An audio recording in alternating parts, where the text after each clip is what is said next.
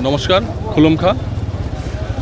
আমরা আজকে সাবরুমে আমাদের মহারাজার নেতৃত্বে প্রতিবাদ মিছিলে আমরা সকল সম্প্রদায়ের লোক এখানে সামিল হয়েছি। আপনারা দেখতে পাচ্ছেন যে আমরা বিগত কিছুদিন ধরে দেখতে পাচ্ছি সোশ্যাল মিডিয়াতে বিশেষ করে যে বাংলাদেশে সংখ্যালঘুদের উপর নির্যাতনের কিছু ঘটনা। তো আমরা প্রথমেই এই নির্যাতনকে ধিক্কার জানাই এবং একরাশ ঘৃণা জানাই, কারণ সংখ্যালঘু হিসাবে আমরা সংখ্যালঘুদের ব্যথা বুঝতে পারি যে ব্যথা কীরকম হয় সংখ্যালঘুদের উপর আক্রমণের। তো আপনারা দেখতে পাচ্ছেন যে বাংলাদেশে অন্তর্বর্তীকালীন আপনার একটা সরকার চলছে নোবেলজয়ী প্রফেসর ডক্টর ইউনূসের নেতৃত্বে।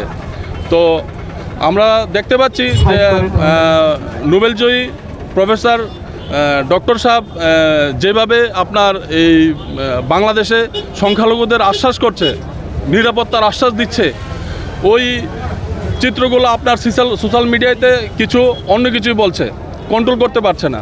তো আপনাদের মাধ্যমে আমাদের একটা দাবি থাকবে যে আমাদের এই যারা এই প্রতিবাদ মিছিলটা দেখছেন বাংলাদেশ পর্যন্ত, যে যেখানেই হোক, পৃথিবীর যেই দেশেই হোক, সংখ্যালঘুদের উপর নির্যাতন এটা কোনোভাবেই মানা যায় না এবং সংখ্যাগুরুরাও এটা পছন্দ করে না।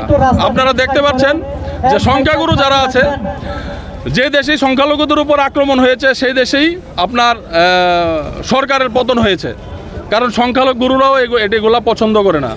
তো আমি আপনাদের মাধ্যমে একটা বার্তা দিতে চাইব বাংলাদেশ সরকারকে, যে বাংলাদেশ যেন সকল সম্প্রদায়কে সকলকে নিয়ে সুন্দরভাবে বাংলাদেশ গঠন করে, যেহেতু আমাদের পার্শ্ববর্তী দেশ, আমরা চাই ভালো থাকুক, কারণ পার্শ্ববর্তী ঘরের মানুষ যদি ভালো না থাকে আমাদের কারোর কাছে ভালো লাগবে না।